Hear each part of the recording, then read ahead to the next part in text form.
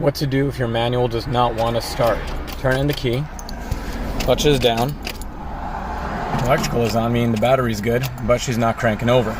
This leads me to think clutch safety switch. So let me show you how we can quickly fix it. Okay, if we're looking at the clutch pedal, it's right here. Clutch pedal goes up. Here we have our two switches. I disconnected the bottom one. Here we have the top one that's bypassed. Now I need to go after 3 bolts. We got one all the way up there. We got one over here. Then you got one hiding over here. Okay, besides those 3 bolts, we also have a pin here holding in the actual clutch master cylinder to the pedal.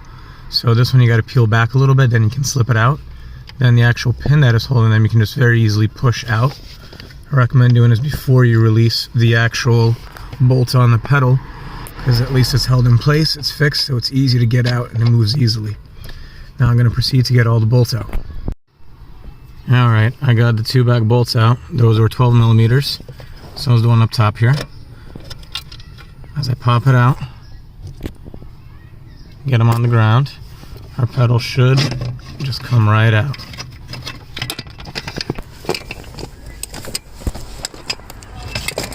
And there she is. Turn her around. See the spring mechanism? So all I'm going to do now is I'm going to seal up this hole, because the clutch switch itself is good. It's just this little probe that was here.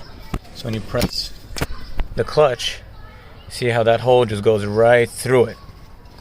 So it wasn't able to engage. Alright, and all done with her. This was the solution.